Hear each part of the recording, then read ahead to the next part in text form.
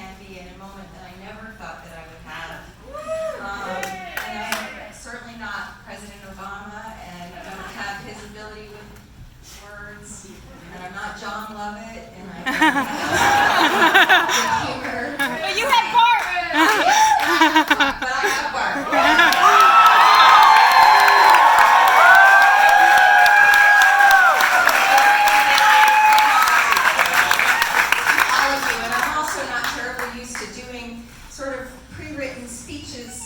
So I'll do my best to guide us through this together, sort of like a hymn.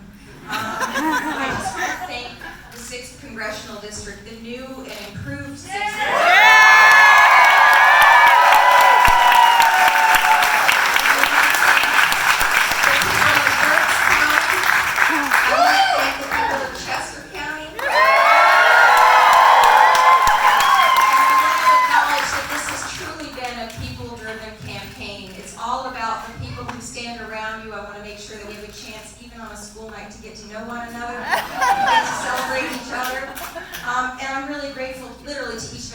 I look around and I see so many faces that I didn't know just a couple years ago, and as a deeply introverted person, many people who've known me for a long time would know that I really didn't intend to meet many of you. but I'm driven, as I'm sure many of you are, to be here at this moment and to be experiencing this together, because it couldn't be more important for us. The first thing that I'd really like to do is to take a moment to thank my opponent, Mr. Greg McCauley.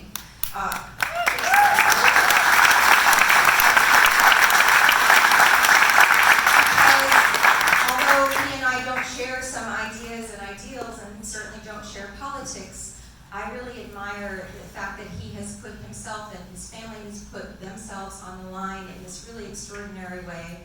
Again, having never experienced this before, I had no idea what it took to run, and knowing that he had to take those same risks and he had to do those same things with his family. I'm deeply grateful to him because of this moment of inflection in our country. It is really remarkable that somebody is willing to put themselves forward, and so I just want to be very grateful to him that he answered that call.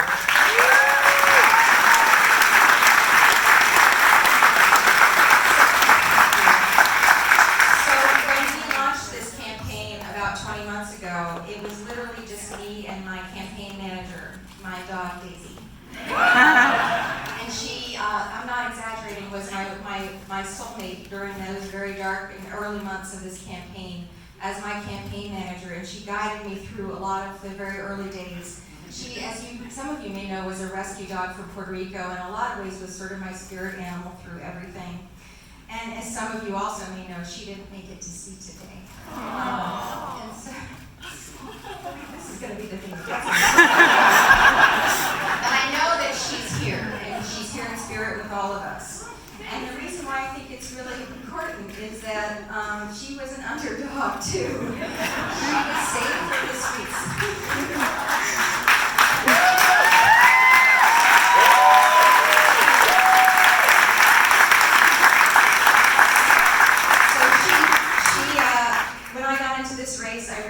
Nobody here knew me. I wasn't really a person who many of you knew. I'm not obviously a big name, and I've never done anything like this before. But given the state of our democracy and the state, frankly, of our discourse, I really felt like I had to do something. And I know that so many of you who stand here tonight felt that same call and felt like they had to do something too, and felt like they needed to do something that was risky and uncomfortable so that they could be part of the solution to heal this incredibly special nation that is the shining light, the beacon on a hill for the entire, not world, let's put it that way. It's that important. And so for the very beginnings of that process, when I sat with my dog and my kids and my super cute husband, we talked about what it might mean to do this, to expose our family to this, and what it might mean to take this risk. And we knew that what we wanted to do was take this risk, but also to run, importantly, an extremely positive campaign that was all about being values-driven, and to be able to return and restore the faith of our people for their government, and to return our Congress back to the hands of the people who elected them. Woo!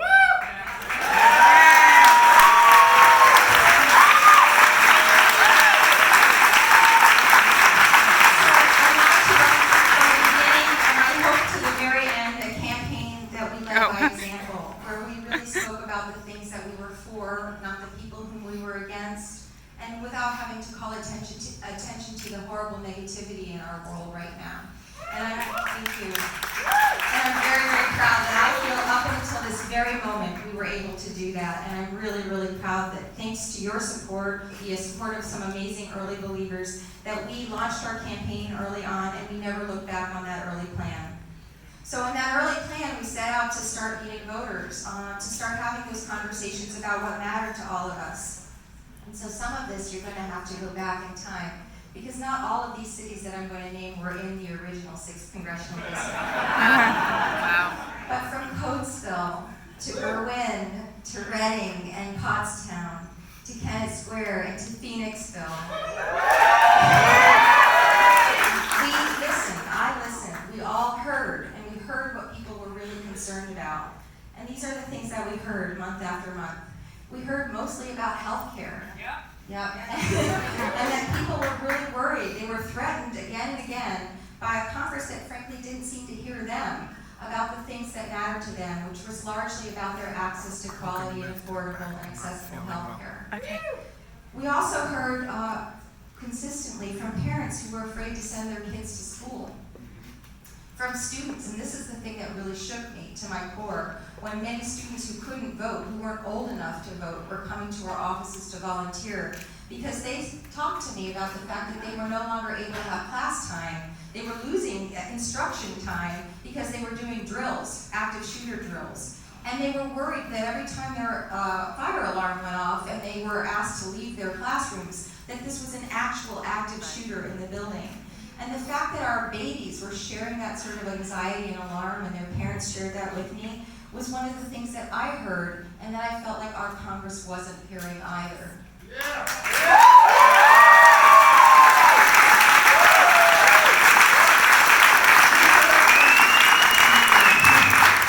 heard from local business owners, many of them small-sized businesses, mid-sized and large-sized businesses, and all of them right now are limited in their capacity to hire right now. They can't find enough help and work. They can't find enough talented people to occupy the jobs that they have. And we're a rapidly growing and thriving economy here in this area. But we're limited. And what was frustrating is that they felt like that their Congress wasn't hearing the fact that they absolutely couldn't fill jobs that they very much wanted to fill to help our economy grow and to help our community thrive.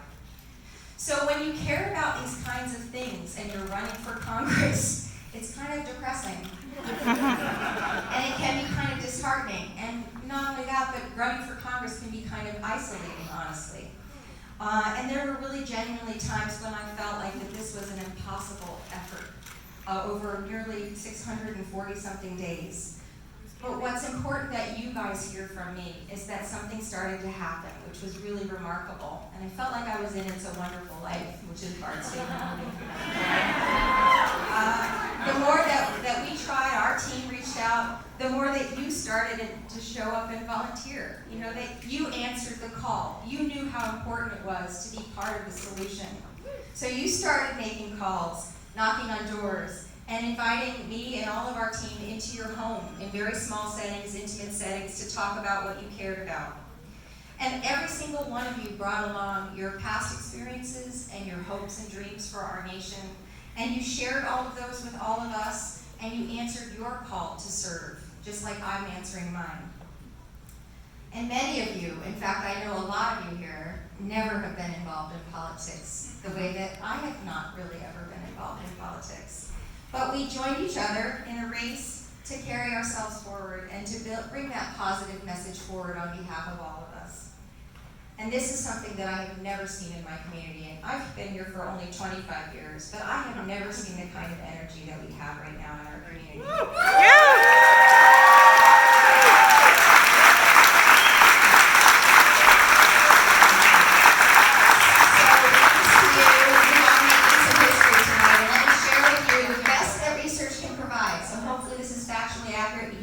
Truth.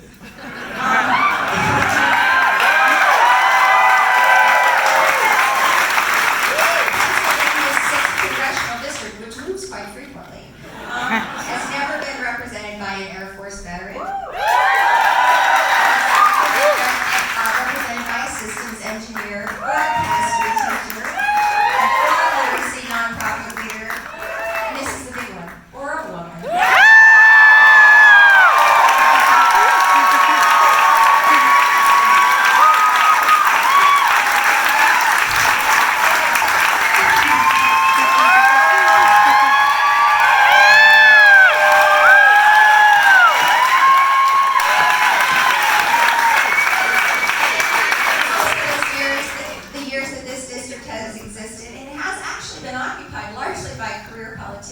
representing us in Congress. So this is a remarkable change, and I haven't been watching any of the results, but I'm hoping it's a sea change across not just our district, but the state and also the country as a whole. And so that changed tonight. All of those things changed tonight, and it changed because you guys changed it. And I just got to be the person who got to help change that, and I'm very grateful for you, because tens of thousands of you gave your time, hundreds of thousands of you gave your vote, your passion, your hard-earned money, and your ideas to our campaign. So what I want to say tonight is that this victory is not mine, that it is ours, it is yours, and I'm very, very grateful for the effort that you have given to our community and to our Commonwealth and to our country. So please give yourselves a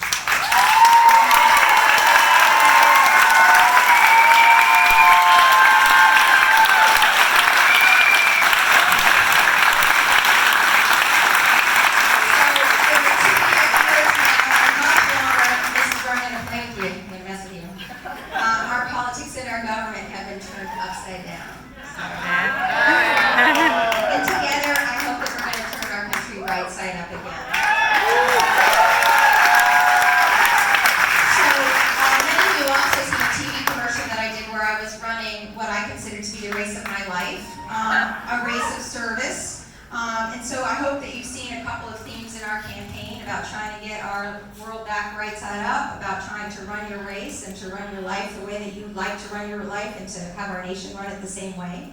And what I would like to be able to tell all of us tonight, and I will end shortly, is that this is the end of our race. You know, when I was just starting in this process, I was turning 50 with my husband, and we were running a race in every state. That was our goal. And we stopped that after about 23 races to run a different kind of race. And here we're running for Congress. And what's important is that this is not the end of our journey. And sadly, as much as I'd like to say we've just crossed the finish line, we have only just begun this fight. And we have a lot of work to do now.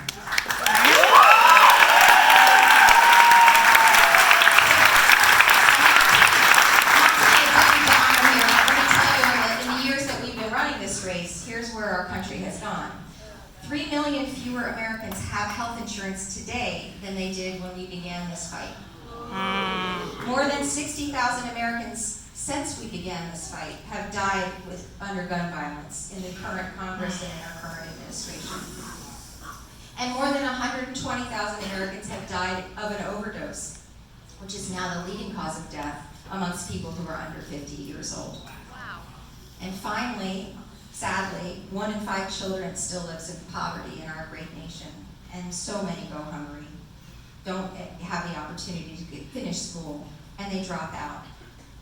So, as much as I'd like to not be Debbie Downer, this is important. There is so much work for us to do, so much more than just one of us can manage, so much more than just one day and one election can manage. And tonight, we need to make sure that we understand that there's a lot of work in front of us, but we also need to make sure that we're celebrating each other.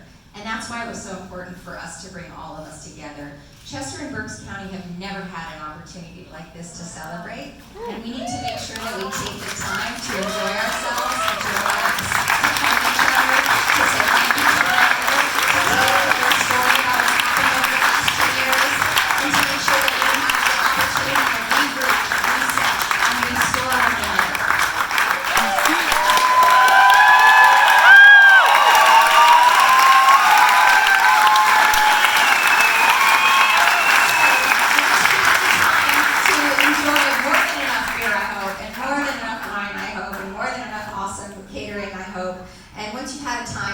With one another. I would like to have you take some time, maybe tomorrow and maybe over the next week, to think about why it was that you did put your life on hold for the last couple of years, and what you do stand for, and why you were standing here, so that we can continue, maybe early next week, to put the shoes back on and get ready for the next race, because it's really that important as we head into that.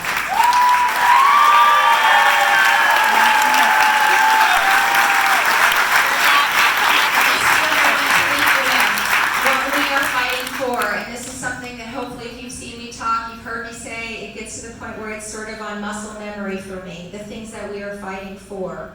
We are fighting for quality and affordable, accessible health care for everyone in our country. We are fighting for a living wage, equal pay for equal work, terrific jobs for everyone. They took one of those things. We are fighting for the great education that everyone is owed and due in our great nation. Regardless of the zip code that we live in, regardless of the parents that we're born into. And lastly, we're fighting for a safe planet, safe communities, safe schools, because we're owed that. We owe each other that. And the last thing that I want to make sure that you leave this conversation with is that we're fighting for decency. Yes. We're fighting to make sure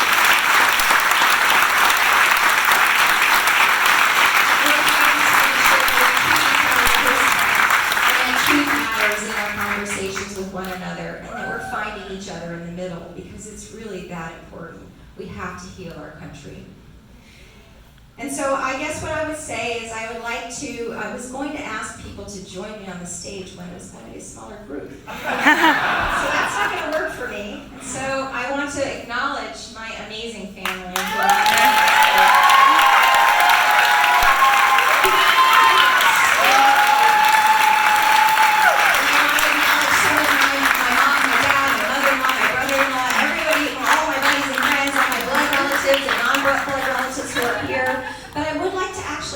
If you wouldn't mind standing where you are and do the following. If you wouldn't mind raising your hand if any of these things fit you, and once you put your hand up, if you wouldn't mind keeping it up. So, if you learned for the very first time in the last 2 years what congressional district you live in, or who your representative is, please raise your hand. I'm offended. If you voted for the very first time, or attended a town hall for the first time, called an elected representative, or put him on speed dial, and it's always a no. If you registered a new voter, mailed a postcard, put up a yard sign for the first time, please raise your hand. If you staffed a phone bank, texted a voter or friend to vote, tweeted a Facebook message somebody about an issue or a candidate, please raise your hand. Or if you went door to door or canvassed, please raise your hand. And then there's more, but wait, there's more. If you gave $1 or hosted an event for any candidate for public office for the very first time, please raise your hand. If you marched, made a sign, if you interned or volunteered, please raise your hand. And if you were part of Team Chrissy, please raise your hand. You literally are this campaign. You have been the lifeblood of the work we've done here in our community. The victory is ours tonight. Please make sure you share it with one another. Thank you for everything that you've done, for all that we are about and all that we are about to do. I'm so grateful for you tonight. Please make sure you have a good time, and thank you so much for coming.